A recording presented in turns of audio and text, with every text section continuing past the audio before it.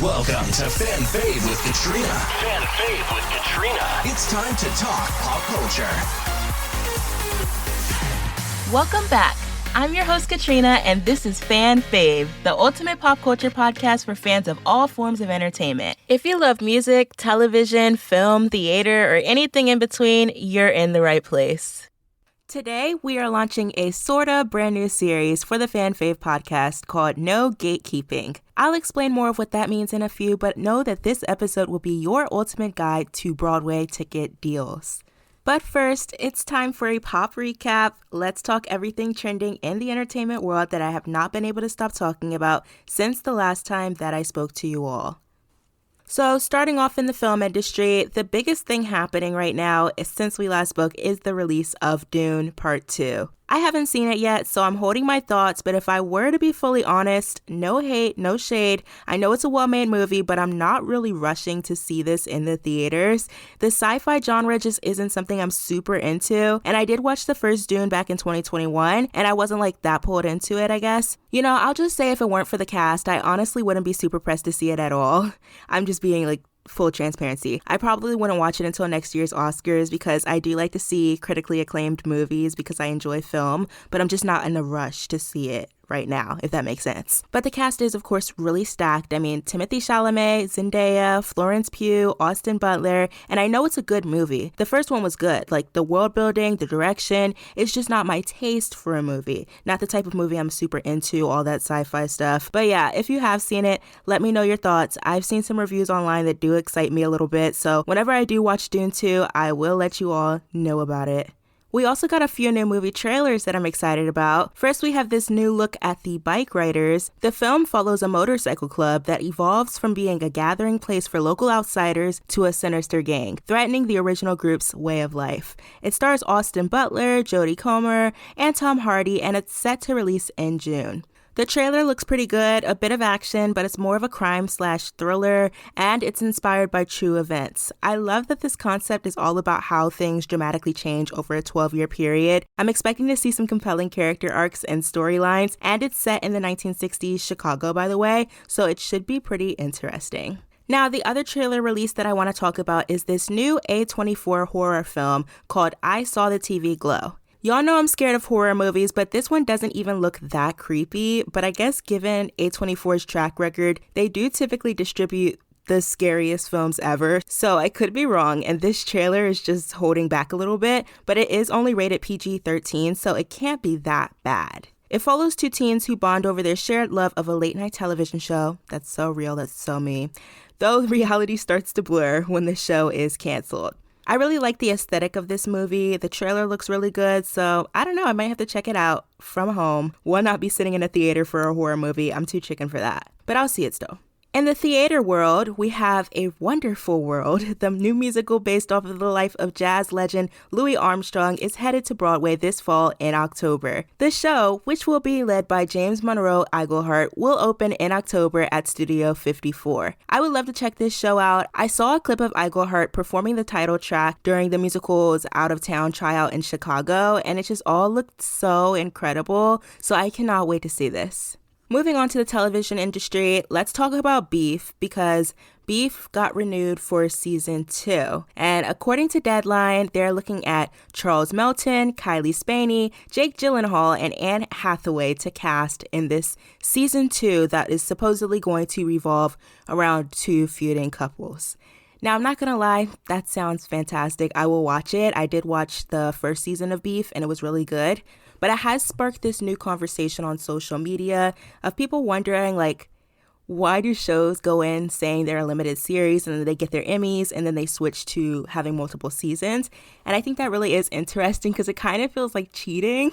But I mean, I don't know, maybe they were just like, this is a really successful show. And I mean, The White Lotus did it. And I have to be honest, I'm somebody that watched The White Lotus from day one. And I remember feeling like during season 1, it wasn't that popular. Like, I would go on Reddit to read theories and to read what people were saying about the show. Not enough people were talking about it on Twitter to the point where I would use Reddit, and that changed season 2. But I would say, like, from season 1, watching it when season 1 was airing, I wouldn't have thought that the show would have this continued success that it did have. And so that could have been like the thought behind like the whole creative teams of the show. And then they see the success at the Emmys and they're like, well, wait, let's just make some more of this since people love it and we got awarded for it. So I get it, but I wouldn't like it if they knew that beforehand they were going to just renew it. And it's just because like limited series typically is not that competitive of a category. Had they had gone in like drama or like comedy, you know, it's like limited series is typically a lot fewer entries. So some people are speculating that like shows are intentionally doing this to pick up awards. I'm not sure about that, but hey, I just wanted to chat about it because I think it is interesting, this pipeline of limited series getting renewed after they win Emmys. Let me know your thoughts on it on social media. Also on television, let's talk about Saturday Night Live, because over the weekend we got a new episode of SNL that featured Sweeney as the host and Kacey Musgraves as the musical guest, which is just like such a pairing. It was so good. I think Sydney was a really fun host. She started off with this monologue where she joked about how she's totally not in Madam Web, and then she poked fun at those rumors that she was dating Glenn Powell while filming their movie Anyone But You. I mean, everybody that's been on Twitter has seen those rumors, and so the fact that she like talked about that and then had Glenn Powell in the audience, it was such a funny moment. I posted a clip of it on social media if you want to check it out. But yeah, Glenn does make a cameo. The best sketches of the night that I'd like to shout out were the detective sketch where Sydney and Chloe Feynman are Gen Z interns for a detective agency. Bowen straight, which, well, it's a sketch where Bowen is straight. So many silly little stereotypes in there. I also have to shout out a big bench, specifically for the puppy and usage of Michael Longfellow, whose screen time should be increased. Just have to say that. That sketch is a court case sketch, except there are a grand total of 17 judges. I think the whole cast is actually in that sketch, which is pretty cool. The Airbnb design commercial is also a pretty strong pre-tape. That one, Sweeney and Chloe Trost are advertising their interior design company for Airbnbs. It's so silly, and yeah, it even has that Willy Wonka experience reference in there. A slightly polarizing sketch that people are debating whether or not it's funny is the Please Don't Destroy sketch, Gone Too Soon. I'm personally on the side that thinks that it was funny, but many people do not, so check it out, form your own opinion, and let me know your thoughts. As musical guest, Kacey Musgraves performed 2 songs, Deeper Well and Too Good to Be True, ahead of her new album release, Deeper Well, coming out in 2 weeks on March 15th. I cannot wait for that album. Now, speaking of new releases, let's move into the music industry because we have a new single from 21 Pilots called Overcompensate. Liam Payne is back with Teardrops. Miley, Cyrus, and Pharrell collab for a track called Doctor, Work It Out. And then we have Von Dutch by Charli XCX and Too Good to Be True by Kacey Musgraves. I'd say those are 5 really great singles that I'd recommend checking out that have come out since we last spoke. I also have to shout out Jack and Jack, who are severely underrated in my opinion. They came out of Vine, out of MagCon, but they're a rapping duo consisting of Jack Johnson and Jack Jelinski. They dropped their brand new album, Home. The album includes a track called Like That, Jack's version, and it's a re-recording of their iconic song with Skate that was released in 2014. And when I say that was my song back then, I cannot believe it's been 10 years since that song was released. Like, I'm feeling so old now. Now, new announcements. I told y'all last week that an overwhelming amount of new music is being announced. You just gotta keep up. I can try to be your source for it. So, new announcements from this week. Luke Hemmings is back for more of his solo career outside of 5 Seconds of Summer. His new single, Shakes, actually comes out tomorrow on March 6th. 21 Pilots' new project, Clancy, is out May 17th, and Charli XCX will be dropping her album, Brat, this summer. We also got new tour announcements from Conan Gray and Kacey Musgraves, and for those with an interest in the Vamps, Bradley Simpson just announced he's coming to New York and LA as part of his solo tour. Speaking of tours, over in London, Niall Horan brought out Shawn Mendes to sing, and I swear watching that clip of that performance de-aged me by like 7 years. Like, I immediately felt like I was back in high school because that was my whole brand back then, was like Shawn Mendes and Niall Horan and Solo Harry too. But like Shawn and Niall, I could only dream of experiencing something like that live. Like, the people that were at that concert, I hope they know how lucky they are. Because, I mean, we haven't even seen Shawn in, like, so many years. He canceled his last tour. He hasn't been on tour since 2019. Like, anytime you have the opportunity to see him on stage, now it's like, You're so lucky. I miss Shawn Mendes. I hope that he releases some more hits and starts touring again. It will be really awesome. Also, just an FYI, if you didn't know, my last little music thing is that Lemonade Mouth is now available on vinyl. One of the best Disney Channel original movies, probably the best Disney Channel original movie soundtrack. Mine is on the way. I was so excited when I found out that this was going to be released on vinyl, and I cannot wait to get mine in the mail. Now, moving on to our wild card section, I was going to talk about this crazy Willy Wonka exhibit, but I think we've seen enough of it. They should do a silly version of it in the United States just for fun. You know what I mean? Like a recreation where we know what we're getting into. But one thing that I saw that was so funny is that a lot of people were saying that it reminded them of It's Always Sunny in Philadelphia. Like that's something that the characters on that show would do. And then one of the cast members of that show posted that and was like, actually, I think this would be a really great crossover between It's Always Sunny and Abbott Elementary, because you have the kids, so Abbott Elementary, they would come on a field trip and it'll be the It's Always Sunny characters and they're hosting it. That just makes so much sense. So we should just see that, or we should just have that in real life. It would be so funny. Let's talk about sports now really quickly, because congratulations to LeBron James, who became the first player in history to score 40,000 points during his career. That's insane. My brain can't even fathom how that's possible. So congratulations to him, because 40,000 points, that's so many. And he's been playing for a long time, so I get it. But still, that's so many. He's going down in history. I mean, we already know, but he is. I also have to say a farewell to Jason Kacey, who announced his retirement from the Philadelphia Eagles. His speech was very, very sad, but there's something so special about his dedication to play for Philly for 13 years. I mean, he even mentions it in his speech, how important it was to him to stay with one team his whole career. And Philly saw his whole journey, his growth. He went to the Super Bowl with them. It's just so special. So farewell to Jason Kacey. Now, for what I've been up to, over the weekend, I went to the CIAA Fan Fest for their basketball tournament. I took you all with me on social media. I had such a fun time. There were so many little pop-ups and experiences and different performances, and I love just being able to celebrate HBCU, historically Black colleges and universities, their culture. I personally didn't attend an HBCU, but I had a lot of friends that did, and just getting to see the celebration of it and having their own basketball tournament. It was really cool, and congratulations to all of the winners as well. If you haven't seen it, you can go on social media and check out my vlog from that event over the weekend at Fan Fave Media on all social media platforms. Now it's time for our Fandom Corner, where we look into the world of fans and see what's being discussed, debated, or talked about the most in different online fan communities. Listen, you guys, I don't like to talk about petty stan drama on here, so I will not be speaking on the Guts Tour discourse that has already been happening. And while what I am going to talk about is a Twitter debate thing, I think it's an interesting thought that goes outside of Twitter, so I'm still going to talk about it. Every week I see this conversation on my timeline of people making fun of Saturday Night Live fans and Saturday Night Live fans getting mad about it. Basically, if someone talks bad about the show and a fan responds defending it, there's always this same exact, end quote, response of, SNL has fans?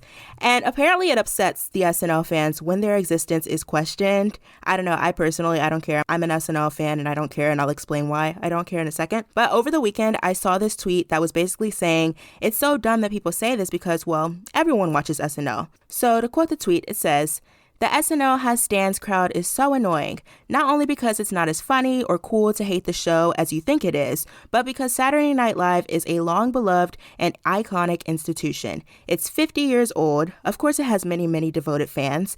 The internet distorts the true demographic of SNL fans. We're not just a small group of weirdos on a niche side of the internet. We're your coworkers, your professors, the people next to you in the grocery store. I'm sorry. Dedicated SNL fans are everywhere, of all ages and backgrounds. That's what the tweet said. And I say this post is interesting because I only agree with it to an extent. To me, Saturday Night Live is generational. There could be a lot of SNL stans on the planet who liked it at a certain point in their life and still talk about it. But I cannot count how many times I've seen people on the SNL subreddit talk about how SNL sucks now. And I think when someone questions if SNL has fans, it's not like they're surprised that the show still has viewers, but that there's a shock that there's a young audience of people that are still going so hard on the internet about it regarding current stuff.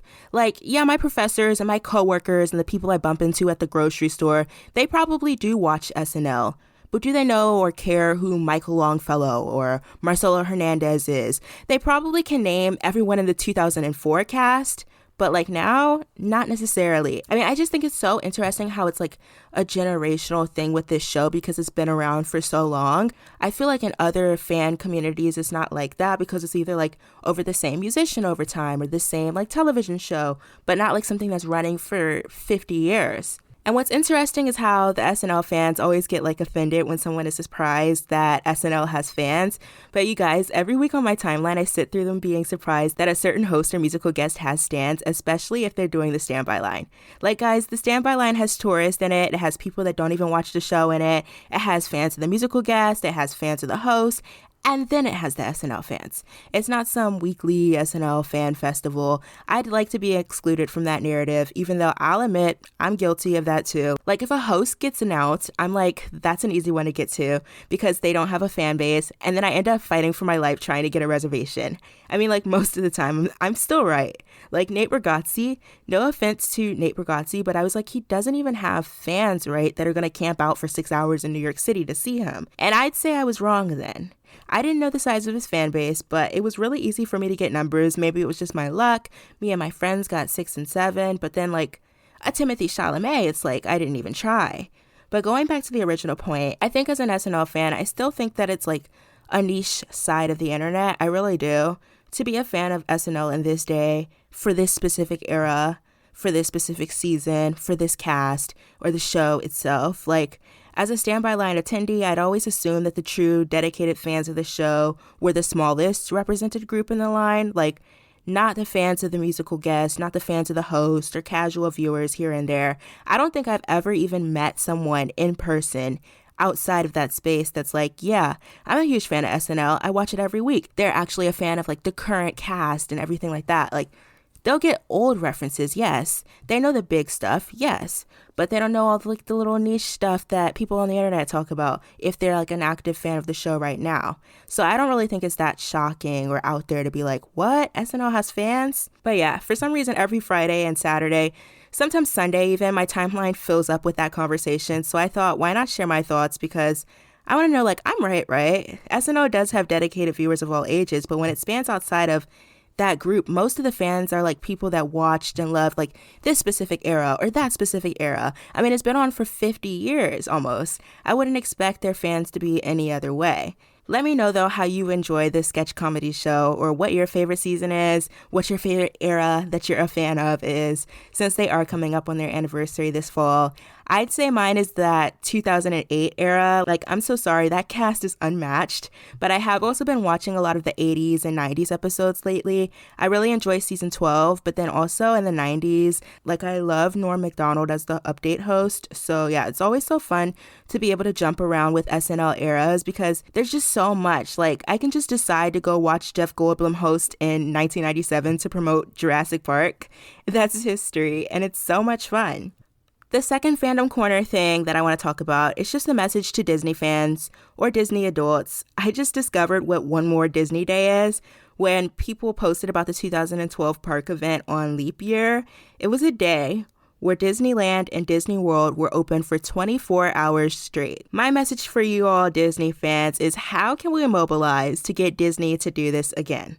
Because I want to ride Big Thunder Mountain at 3 a.m. like an insane person and sleep inside of the Hall of Presidents. It just sounds fun to me, that's all. I mean, maybe not the Hall of Presidents, that's kind of creepy, but still, it was really cold in there, like very comfortable, like I could have taken a nap in there, but yeah.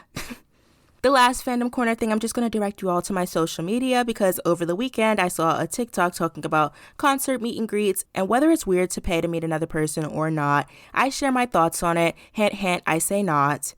But it depends. I mean, some meet and greets are rushed. But anyways, I get into it on social media at Fan Fave Media. It's on Instagram. It's on TikTok. Check that out. I just want to be fast for time on this episode. So I'm not going to go into that debate, but you can watch my video on it on social media. Now it's time for our fan feature. On last week's episode, we talked all about Fifth Harmony. On social media, I put out a poll and asked you all, my fellow fans of pop culture, what your favorite Fifth Harmony album was. And I got an overwhelming response in favor of 727. Interesting choice, but not surprising. I think I could agree with that. 57% of you all chose 727, 30% of you chose Reflection, that's a good second choice, and 13% said self-titled. No votes for Better Together, unfortunately, but that's okay because it low-key doesn't even count. It was an EP, but still. That's your results for this week's fan poll. Make sure you're following on social media to participate in our next fan poll at Fan Fave Media. That's all for this week's pop recap. Now let's get into the topic for today. As I mentioned before, this episode is part of a brand new series called No Gatekeeping. I have been lucky to have so many exciting experiences in the entertainment world, but when I was first entering this space and becoming a fan of a lot of things, there was a point in time where I knew how to do absolutely nothing. I had to teach myself how to get concert tickets, how to get into TV tapings, how to navigate the whole entertainment world. And now I've found that a lot of people reach out to me to ask me for advice, like, oh, how do I get tickets to the Tonight Show? Oh, do you know what resale sites are safe for me to buy from? Just the other day, I had a friend text me asking, hey, I want to see Hadestown on Broadway. What's the most affordable way for me to get tickets? And it's like, immediately, I just know. And so, as you know, Fan Fave is this pop culture podcast that puts the fans first. So I thought it would be perfect for me to start this series called No Gatekeeping, where I'll teach you step by step how to navigate your way around the entertainment world. And it's called No Gatekeeping because I'm literally, honestly, gonna tell you all everything that I know, because when I was new to this stuff, I felt like people were so gatekeepy on the internet, and that's not cool. We're gonna undo that on the Fan Fave podcast. So yeah, welcome to the first official episode of this series. Last season, I unofficially did an episode of No Gatekeeping before I thought of doing it as an actual series, our SNL how-to special. So consider that the backdoor pilot to this series. A lot of people told me that they really liked that episode, and a lot of people reach out to me still to this day with questions about getting into SNL, which I love because I actually do enjoy helping people out. So if I go back and rename that episode, that will be like our first official entry into this series. But today, this is going to be the real first episode of the No Gatekeeping series. So let's get into it.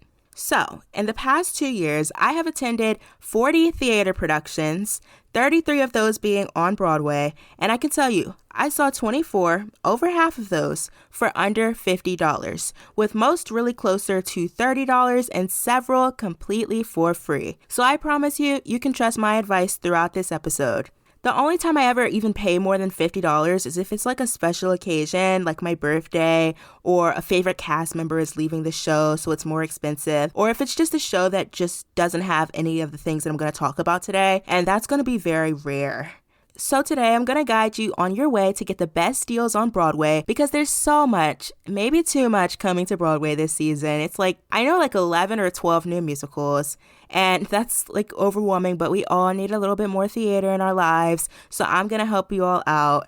The first thing I want to talk about is, I guess, just give a brief overview to face value ticketing, a little bit of Broadway business, I guess you can call it. Basically, Broadway theater producing companies own theaters and host or produce shows there. At least that is my understanding of their job. I don't know the management specifics, but yeah. Think of these as companies that each own a set of theaters. It's helpful to know this because shows under the same Broadway companies tend to all use the same stuff. So, what are the big companies to know?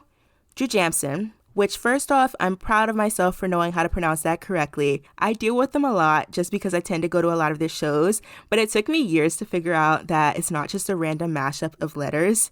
I used to be like Jujamcyn. Eventually I would just give up and be like Juju. But anyways, it's Jujamcyn. It's Jujamcyn. And it currently has shows like Moulin Rouge, Hadestown, Book of Mormon, Spamalot, and soon the Cabaret Revival. They also recently had shows on their roster like Into the Woods and Funny Girl. Listen to me clearly. All Jujamcyn shows use SeatGeek. So if you want the original face value price for a Jujamcyn show, go to SeatGeek for these shows. Anywhere else is a reseller. I know that may feel weird because for most things, SeatGeek is the resale site, but for Jujamcyn shows, they have a partnership with SeatGeek. It's the original place to go. And I'll add that this is probably the only Broadway company thing that I almost always just buy face value from, because I feel like they low-key have the least deal offerings compared to the other production company shows in terms of some of the other tips, but I also feel like they're not the most expensive tickets, and they also have like SeatGeek codes, which I'll get into in a bit. But yeah, the Shubert organization is another production company. They're actually the largest and the oldest, if you want a little bit of Broadway history. Shows currently running under Shubert Theaters include Chicago and Back to the Future and The Notebook and Water for Elephants. Both of those just opened up, and also upcoming is The Outsiders under them. Shows with Shubert all use a website called Telecharge, so that's where you'll find face value for them. Disney Theatrical, home to The Lion King and Aladdin, is another one, and also The Nederlander, home to shows like Wicked, Sweeney Todd, and Hamilton. But for some of these, I would check the specific show's website, because they did just do a switchover where these shows they used to sell directly on Ticketmaster, but now they are using Broadway Direct, which used to be just a resale site. But yeah, those are some of the larger examples. And of course, if you have any confusion, I'd say the best rule of thumb is to just go to the official website for a show, select get tickets on their website. Like, that's all you really need to do to access the real legit site for tickets. And I know it's easy to Google, like, I don't know, Anne Juliet Broadway tickets, and then you click the first result, which may be something that feels legit, like Broadway.com, and buy through them. Don't do that. And not to say that Broadway.com isn't legit. If you bought your tickets from them, do not worry. They are real, but they are a reseller, and so you will be paying more money and unnecessary fees if you go through them, so I never do.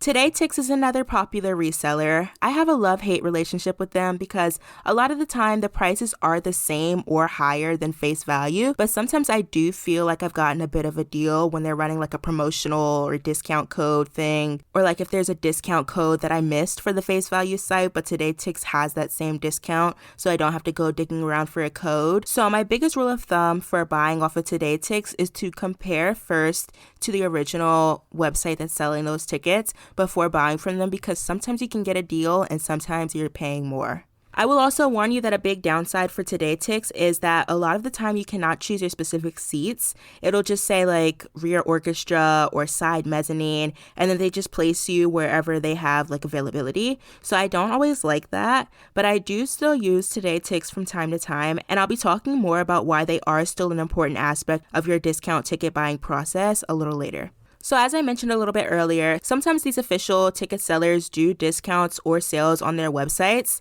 SeatGeek codes are the easiest to find in my opinion because they give them out all willy-nilly, but you can only use them once. Almost all of them are for your first purchase, but they're usually pretty good, like $20 off. And it's sweet when you want to see a show that has already pretty low ticket prices. Like one of the many times that I went to Moulin Rouge last year, I went with my college roommates and we used those codes to get $45 tickets. While Aaron Tveit was there, by the way, like that was with the Tveit tax, if you know what I'm talking about. So that was a good deal. Not gonna lie though, I used to cheat and just make a new email every single time and get the code to work. But I'm warning you about that because I think they caught on, and so now it does not work if you try to do that. They track your card now or something, so keep that in mind and only use the code if you like definitely need it, is what I'll say. If you do need one to start off with, I used to use Thank You Bob all the time. That's all caps, thank YEWU Bob. Another good Broadway one is all caps Phil, PHIL. So there's 2 codes for you to get started. I don't know where I got these from or what it stands for, what it means. I just know that they work on Broadway tickets because some codes are excluded from Broadway and are like concert only, but those were gems to me. Telecharge also does offers. I would say sign up for email notifications, and also on Reddit, I see people share codes that they get from mailers or whatever all the time. So if you want to give them your address, I don't know exactly how, but people do get discount codes in the mail from Telecharge. I've seen it happen. My biggest pro tip for normal face value ticketing may be a little bit difficult for any tourists that are listening right now and can't get to New York before their trip, but unlike a lot of the other options I'll be talking about today, it is something you can technically still do in advance, and that's go to the box office. Even the official ticket selling marketplaces for the shows will have fees if you buy them online, but guess what? If you go to the box office in person, you do not have to pay for those fees. So I always recommend that you go to the box office and buy your tickets in person because you're always saving like $15 to $20. Like, it's so worth it. And you get a paper ticket, which is a very cute souvenir. It's something that you can keep and you can put in like your little playbills or however you store your stuff. It's really nice. Now, moving on to the 2 prime ways to get discount tickets.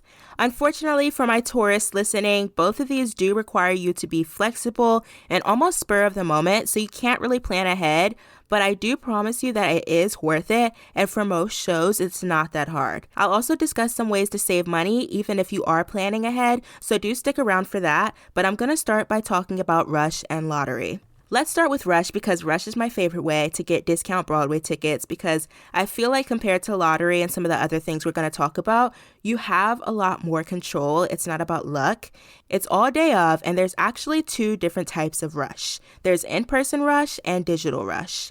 So in-person Rush is when you line up at the theater day of the show. You can check the specific timing policies online, but for almost every show, Rush tickets are going to be given out at the time that the box office opens for the day. On most days, Monday through Saturday, that's going to be 10 a.m., and on Sundays, it's a little bit later at 12 noon. The catch is obviously that people are going to start lining up way before then. How early depends on what show it is and what's going on. Shows that are very popular or have big names in the cast, or shows that are ending or have a major cast change, those are going to have very long lines. Like Parade, The Music Man. Those are 2 of the more popular shows that I've done Rush for, and I lined up at like 6 a.m., and neither times I was anywhere near the first in line. I think there were like 20 people in front of me, even though I got there at 6 for The Music Man, and like 10 people in front of me when I got there for Parade. And I don't mean to scare you because not every show is like this. Those were just 2 of the more popular ones, so I'm just telling you the extreme. I also did the in-person Rush for Peter Pan Goes Wrong, for example, and I didn't get there until like 8:30, and I still managed to get a front row seat, and there were people in front of me. Some shows that are extremely unpopular, not to say like unpopular, but like just don't have that kind of demand, some shows actually won't have a line for Rush. So you can actually sometimes show up right at 10 or even like later than 10 and still get tickets for Rush. It's really just an until supplies last type of thing, so it could be anytime. It's just typically if it's a popular show, they're going to be all gone when the box office opens at 10. Weekends for any show tend to have longer Rush lines, by the way, so keep that in mind as well. Let me tell you guys though, the biggest thing that you can do for yourself is research. You don't want to go lining up outside of the St. James Theater for Spamalot at 6 a.m. when no one else is going to get there until 9:30. That's a waste of time. So I always check 2 places, Reddit and Broadway World message board. People will usually do what's called rush reports, where they share what time they got in line for a show, how many people were there, where their seats were, and stuff like that. It's just super helpful to figure out for yourself what the demand is and just knowing what time is a good time to get in line. Speaking of where seats are and also just jumping into a quick overview of pricing, Rush tickets are typically under $50. Many are cheaper than that. I know Harmony, which recently closed, did the first 18 Rush tickets at $18, which is super good. And also how many Rush tickets a show gives out really just depends on the show itself and availability. Like some set aside a certain amount of tickets, some are just whatever is left over for the day. So it's really pretty hard to tell, but that's why I always try to be within the first bunch of people in line. Sometimes with the rush reports, though, you can also kind of start to figure out how many on average they give out. Like, say, every show they tend to give out about 30 tickets, for example. And speaking of like amounts of tickets, so you can buy up to 2 tickets per person. And typically I go by myself and I would get like 2 tickets for me and my friend, or my friend would go and she would get 2 tickets for us, but you can get 2. And if you're going with somebody else, you can kind of stand in line together and each get like 2 if you're like a bigger group. But then if you're separate, then it's no guarantee that your seats are going to be together. If like you bought 2 and your friend bought 2, you 2 might be separate from the other 2, if that makes sense. As for seating though, some shows give out really good rush tickets and some give out the not so great seats. As I mentioned before, I got a fantastic front row seat to see Peter Pan Goes Wrong through Rush, but then with Parade, they actually had what's called a tiered rush system, where the cheapest price was a heavily obstructed box seat for $49, I want to say. So I got the next rush level up, which I think was like $65 for a full view seat in the mezzanine. I was prepared for that though because I researched online ahead of time and already knew not to get the box seats, and I already knew that I was going to end up paying that upcharge. Waiting in a rush line really isn't that bad, by the way. If you do have to wait, I used to always do it by myself and just would bring my camping chair, snacks, and my iPad to watch shows. I feel like it was always just worth it to save money. But then again, like I went to NYU, so I was only a couple of subway stops away from Broadway, so it wasn't like a huge thing for me to do. It was just like, okay, I'm gonna go wait in line and get some cheap tickets. So yeah, just to review how Rush works. First, check to see if the show even has a Rush policy because not every show does. It will typically be on their website or social media along with how much it cost. Then, research to see if anyone has posted Rush reports or discussed the right timing to line up for Rush. Show up to the box office at whatever time you think is best, and when the box office opens at 10 or 12 noon, you will be able to purchase 2 tickets while supplies last. Each individual person can buy up to 2 tickets if you go with a friend. You each can get 2 tickets, but there's no guarantee, like I said, that those pairs will end up next to each other, so keep that in mind. Usually the people at the box office are super helpful. They will show you on a map where the seats are, but I like to look in advance as well at seat views so I don't accidentally buy something that is too obstructed. Now, if you don't want to go and wait in person, there is also something called a digital rush. And I'm going to bring back up that app that I talked about earlier, TodayTix, because they host these pretty often. Telecharge also does digital rush too, although I don't believe any of the currently running shows are offering it through Telecharge. The last show that I remember seeing do it was Bad Cinderella last May. I personally don't really like digital rush as much as I do in-person rush because it becomes more of a game of luck and timing, and since it's easier to do than going and waiting in person, there's a lot more competition. I'm going to just explain the TodayTix rush though. It works with a similar concept as in-person rush where it opens at a certain time each day. On the TodayTix app, you can go to a specific show and you'll have to unlock the rush, which is usually done by sharing about the rush on social media. I'll use Aunt Juliet, for example, and I've successfully done their digital rush on TodayTix a few times. It opens up at 9 a.m. Eastern and you click into the rush. A countdown is shown if you're in there before 9, which I recommend doing. And then when the clock strikes 9, you get the chance to select between 1 or 2 tickets. And it either opens up a box for you to pay or it tells you that all seats have been taken and you just have to either keep refreshing until you get something or give up. Sometimes TodayTix rush just feels impossible. I remember when Cyrano was at the Brooklyn Academy of Music and there was just no way to get that rush. They were gone immediately at 10 and I later discovered that they only had 10 seats to begin with because for that show the rush seats were on the stage. But yeah, the sign in Sidney Brewston's window with Oscar Isaac and Rachel Brosnahan, that's another impossible TodayTix rush. But for some long-running shows like Aunt Juliet or maybe the less popular shows, I would say it's not that bad, it's just tricky. The one tip I would say is don't give up when it tells you all seats have been taken. If someone doesn't buy their ticket, it just releases back to everyone. So keep checking after 5 minutes and after 10 minutes until someone's card expires because you may be able to get something by waiting. And you may or may not be told seat location at the time of purchase. It may be a few hours until you know, so keep that in mind as well. Also, while I'm talking about TodayTix digital rush, I just want to say there was once a time where a Drew Jamson show had digital rush on here. It was for Moulin Rouge and they were $55 Satine seats, and it was amazing, but they got rid of it when Aaron Tveit returned to the cast, but he's gone now, so we need that back. You can lower the prices a little bit and give us some rush tickets. It was so easy to get, and it was such a good deal. Anyways. The other main way to get discount Broadway tickets that we're going to talk about today is lottery tickets. I'd say lottery is not as reliable, but still worth a try. Some shows have an in-person lottery while most have an online system. It's really simple. Essentially, you fill out a form, that is your entry, and then you are randomly selected to win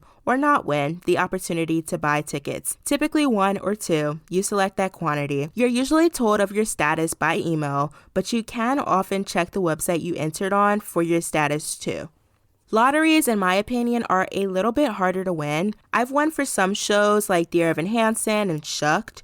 Drew Jamson shows, for some reason, I've never been able to win the lottery for unless it's on tour. And the more popular the show, the harder it is to win tickets. The trickiest thing about lotteries is that each one can be so different in terms of when you enter, how you enter, when you're notified, and how you're notified is so important to be aware of this because many lotteries only give you a short time frame to buy tickets. Like I'm talking 30 minutes to an hour, some of them. And if you miss that email, that's just it. Like they move on and send the tickets to another round of people for them to buy. So you got to be on it. Lottery time frames are so different too because some shows don't open their lotteries until 24 to 48 hours beforehand, until 24 to 48 hours before the show, and then they notify you the day of or the day before.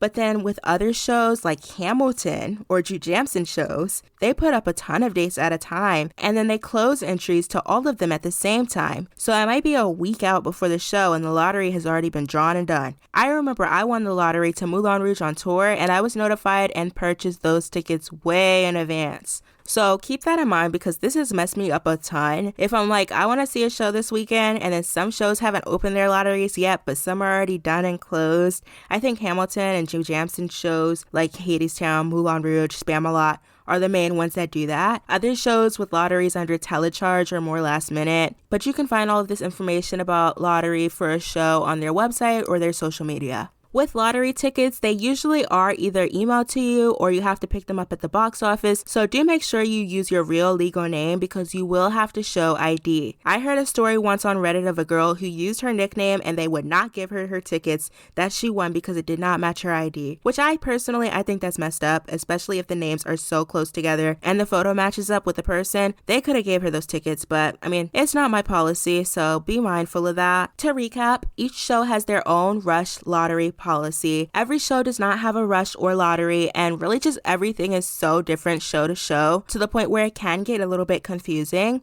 I use this website called BroadwayRush.com. It's BWAY Rush.com. That website, it pretty much streamlines everything. They list every single show currently running on Broadway and which of those policies that they have, plus how much tickets are. It's just such a useful site. Like I really say that is like my one resource for knowing what is the policy for Rush and Lottery. So I definitely recommend using that. Rush and Lottery are the two main flagship ways to get discounted Broadway tickets, but there are many other methods. So here's my slightly all over the place rundown of additional random tips. Grab your notebooks or open up your notes app on your phone and let's go. Let's start off with standing room. Some shows have what's called standing room only. This means exactly what it sounds like. You are standing for the entire show. You want to pay close attention to policies surrounding this. Many shows do not have this, but some do. They really don't sell standing room tickets unless the show is completely sold out. And I mean completely. So even if it's like 1 minute before the show starts and there's one ticket left, they will not sell standing room unless every single seat is sold. A lot also goes into the standing room ticket availability. There's barely any sold in the first place, like only 10 people usually at the most will get it at a show. And then it's also sometimes fewer depending on the amount of attendees using accessible seating or if people in the cast have family or friends attending that want to use the standing room section. So yeah, I'll tell y'all, I have the capacity to stand for a full show, I think, but I'll never do standing room. Me and my friend had a really bad experiences really, trying for standing room that have completely turned me off from ever trying it again. And both times it was at MJ the Musical, which by the way, the policies on the MJ website for their standing room, they are not updated. So let's start with that. But long story short, the first time that we tried, the box office people gave us false information. And then the second time, I don't even think they sold more than 3 or 4 standing room tickets. And then there were also other little petty things that me and my friend didn't like that aren't even really worth me telling you about, like people cutting in front of us. But those first things, I'm telling you, standing room is so unorganized half the time. It's just like, it's not worth it. And what you see on Ticketmaster or whatever, even if it says sold out, that does not mean it's sold out. I learned the hard way, okay? The box office may still have tickets and then you're waiting around not knowing what's going on. But try it if you wish. My one tip is to research where people stand at the show you're trying for, because I'm short and I heard that the standing room only spot at Sweeney Todd is like behind a banister or something like that. I don't know. But people say that if you're under 5'2" or 5'1", you will not be able to see. Do not do it. They literally tell you this at the box office if you try to buy those standing room tickets. So I never tried it, but yeah, I don't want to deter you from doing standing room if that's like something that you want to do. But for me, it would have to be an absolute last resort emergency thing. Like the show is sold out and I have no other choice but to go that day or something like that. Because like I said, you're still standing the entire show. You have to wait in a long line at the box office because if you don't get there a few hours early and it's a high demand show, you're not going to get tickets. So you have to get there early, wait in the line like the rush, and then proceed to stand for 2.5 hours for the show. And some people will say like sometimes you have the chance to be sat down if there's space. But all I know is the last time I went to Hadestown, me and my friend were in the last row of the orchestra, and those standing row people, they were right there behind us the entire show. So yeah, I don't know about that. The next thing that I want to talk about is TKTS, which is a ticketing booth where you can get discounted Broadway tickets in the middle of Times Square. The big negative to this is there's not that much control or consistency, I should say, as every show doesn't have tickets at the booth every day, and some of the more popular shows may never have their tickets at the TKTS booth, but they'll have a rush or lottery, so it's just like, why not do that? Many tourists do this though, so some say that it is worth it. A pro is that they are typically really good seats, like better seats than what you would get in a rush or lottery, although this means that they are still a little bit more expensive than rush or lottery, but they are still a discount. My uncle, he goes to Broadway shows a few times a year, and his family, they swear by the TKTS booth. It's the only way that they see shows because they usually go spontaneous and they're just open to whatever show has the discount at the booth. So I guess if you're like that, then I'd say maybe it's a pro to do. My one tip that I've heard is that you should go to the TKTS booth in Lincoln Center instead of the one in Times Square because very few people go to the Lincoln Center one. I mean, unless my podcast changes that. But very few right now, as I'm recording this, they go there and they have the same stuff available there as they have in the Times Square booth. So you may end up getting something faster before they sell out because if you go there, the Times Square line is so long all the time, but it's the same inventory as at the Lincoln Center one. So you could be in and out there and get what you want. The next thing I want to talk about is TDF. TDF is a nonprofit all about making theater more accessible. They're actually behind that TKTS booth that I just talked about, but they also have a membership service. You do have to meet specific qualifications, but honestly, they're so broad in general that I think most people listening will find a category to fall under. You do have to pay an annual membership fee, which right now they're running a $35 promotion for, but usually it's like $42. You can sign up on their website. TDF offers discounted Broadway tickets for their members at prices ranging between $11 and $60. So after you pay that annual subscription, that's how low your Broadway ticket prices will be. Their category of available shows, they are unpredictable, as in they won't have every Broadway show, but you can check on their website to see what shows they're currently offering at those discounted prices. The next tip that I have is that your age or your status as a student can get you discounted Broadway tickets. Many theater companies have discounts for students and people under the age of 30, sometimes 35, sometimes 40. One program I can confidently shout out is the Manhattan Theater Club, their 30 under 35 program, where you get $30 tickets to any of their shows if you're under the age of 35. It's exactly how it sounds. They also have a student rush. I got to see the play The Collaboration that way. No fees. My ticket was $30, all because I was a student. So definitely dig around because other shows do have student discounts. Wicked is another one. They sell $69 tickets for students. There's also Hip Tix with Roundabout Theater Company for people aged 18 to 40. The Lincoln Center has a similar program too. If you're looking to see Uncle Vanya, I think that's going to be a hot ticket this season. Right now they have $30 tickets for people aged 18 to 35. I also know the Kennedy Center here in DC has a really good program like this called My Tix. So you should totally check with your local theater companies as well to see if they have something similar for your touring productions too. And since I'm talking about student stuff, I just want to shout out the fact that, full transparency, I went to NYU. And if you are listening and also go to NYU or another school in New York City, you likely do have opportunities to see shows for free because NYU gave out free Broadway tickets all the time. And NYU has their own Broadway discount ticket service too, which is pretty cool. And I'm actually pressed because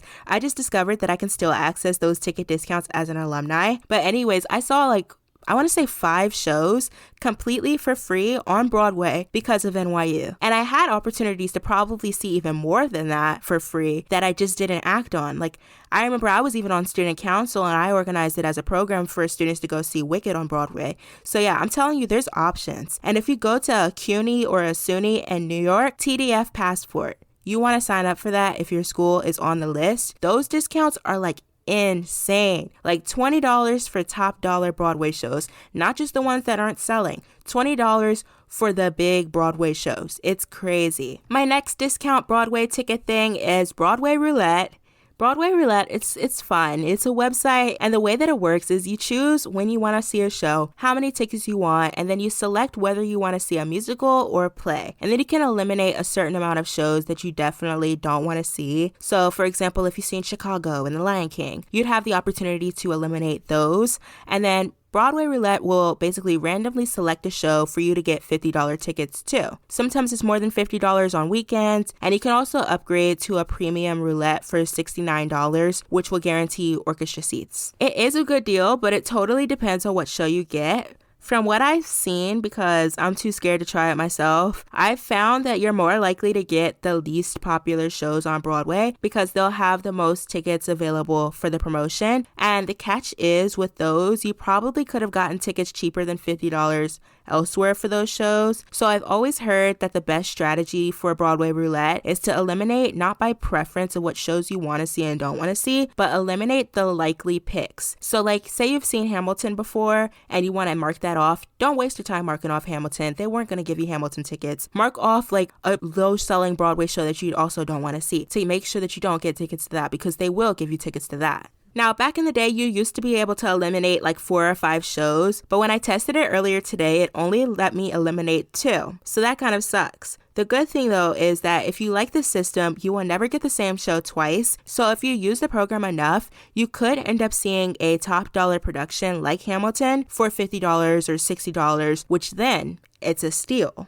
The next thing that I want to run down is subscriptions. While it may be more expensive as a whole, getting a theater subscription could save you money in the long run. A lot of local theaters do this here in the DC area. I was just looking at the National Theater subscription package and trying to weigh that, for example. They also exist in New York though, and one that I would like to shout out is the Manhattan Theater Club subscription, where you can put together a package of 3 shows that you want to see. And I was looking at this because I wanted to see Water for Elephants, and I found that their program now includes Water for Elephants. But not only does it include that, but by subscribing to their program, I could actually see Water for Elephants plus 2 additional shows, and it would be cheaper than me just buying 1 ticket to see Water for Elephants. So that's a pretty cool deal if you're around and you want to see other shows under the Manhattan Theater Club. I know right now they have Brooklyn Laundry with Cecily Strong, so I'm like, I wanted to see that anyways, and if it's going to be like the same price, like I might as well get the subscription package and get to see 3 for the price of 1. But I guess whether or not you do one of these programs, it kind of depends on if you regularly see shows, because if you don't,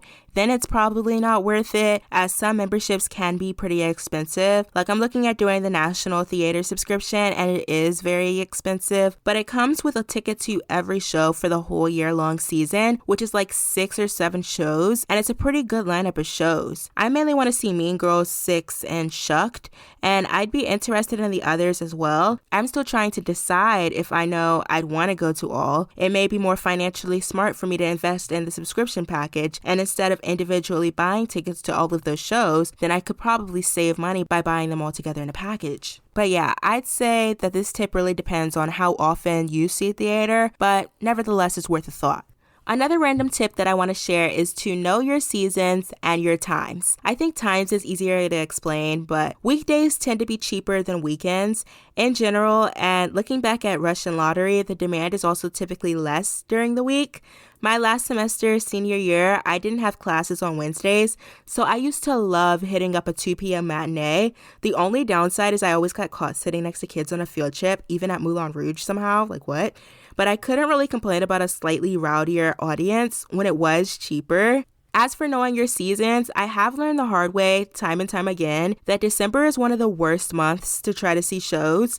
Maybe even count in a little bit of November and January, because every tourist is in New York City for the holidays. It's so packed. My birthday is in December. It's always so much more expensive for me to get tickets because of it. I'd also imagine other peak travel times like spring break and summer break are also more expensive, but I definitely know for a fact that December is. So if we're planning a Broadway trip, I'd shoot for September or October or February or May, something like that, when the demand will be a little bit lower. The next thing I want to talk about is Broadway week. It happens twice a year. Broadway offers 2-for-1 tickets during their Broadway week. Pretty much all shows participate, although they tend to sell fast for the popular shows.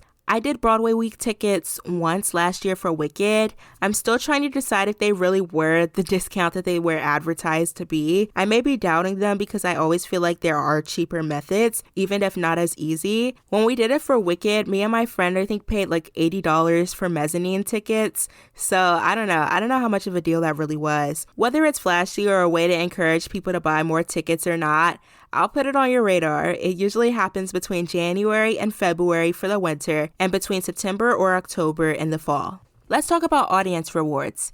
This tip is really for people who go to shows pretty regularly, but if you didn't know this, with audience rewards, you can see a show and you can get points for it. Audience rewards is completely legit. They're partnered with some of those theater companies we talked about a little bit earlier, like Drew Jamson and Schubert. And basically how it works is that every time you see a show, you can log it and get points, and then use those points to get tickets to other shows. If you're buying on Ticketmaster, there is a prompt that asks you to add in your Audience Rewards account number, or you can just add in through the Audience Rewards website information about the performance that you attended. And since it's the official Broadway Rewards program, they have tons of shows on there. I have friends that see shows for super cheap through this, like $50 orchestra to Moulin Rouge cheap. The only downside is that their best discounts are usually during the week and not the weekends, but I think that's just the case for ticketing pricing in general. Weekends are more expensive, so I don't know if I'd count that as a downside. Okay, now social media. Social media is so important for cheap Broadway tickets in two ways. The first thing is that on Facebook and on Reddit, I have seen an insane number of posts over the years of people saying like, hey, a friend can't make it to this show with me. I have an extra ticket. I'll sell for $20 if anyone wants it, or it's free to whoever responds first. If you aren't in those communities, you're missing out. Like, I'm sorry, that's such a good way to be lucky and get a cheap ticket. The other thing is that shows sometimes do fun promotions or giveaways, so follow the shows that you are most interested in on Instagram. I think most shows really only use Instagram and maybe TikTok, but make sure you're following them, especially at the beginning of their runs, because they do weird promo things sometimes. Like, I got a $10 ticket to see Jessica Chastain in A Doll's House on Broadway, all because they were doing a one-day only promotion for like the first 100 people, and I wouldn't have known about it if I hadn't been following them already on Instagram. $10. No fees. $10 all in. I think I literally went up in there and paid in cash. It was so freeing. Like, it was crazy. I think Gutenberg also did something similar to this too. So just be on the lookout because that's crazy. Some shows also do giveaways and announce special things through Instagram. I attended the 35th anniversary performance of The Phantom of the Opera completely for free. All because they ran an Instagram contest looking for the biggest fan of the show, and my friend entered and won because she is their biggest fan, literally, and I was her +1. So following a show on Instagram can count for something. Now I'm going to put you all on to another resale app. It's called Theater, spelled Theatr, so no E. It's a ticketing reselling app that's directly fan-to-fan, and often people are reselling for major discounts or even giving away tickets for free. If you want to see Broadway for cheap, I cannot recommend enough that you have this app. The only downside is that sometimes the really good stuff goes very fast, but you can turn on notifications. There's some really good stuff on there. So I personally, I have notifications on because I don't want to miss a thing. My final random Broadway discount tip is that resale is okay sometimes.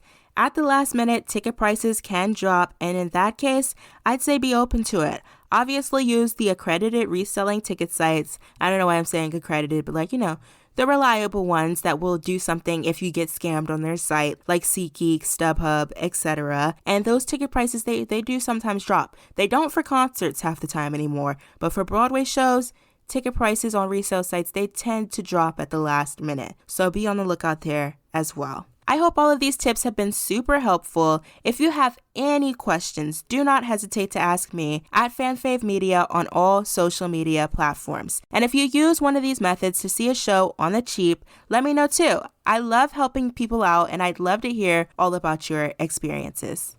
That's all for today. I hope you enjoyed this episode. If you did, tell a friend and make sure you let me know by leaving a review and following the podcast. As a reminder, at Fan Fave, it's all about the love for entertainment and the joy of being a fan. Fan Fave is active with even more content on social media, so make sure you don't miss anything. It's at Fan Fave Media everywhere. So connect with me because I want to hear from you, my fellow fans of pop culture. I'll see you next Tuesday when we'll dive into another aspect of pop culture. Thanks for listening and see you soon.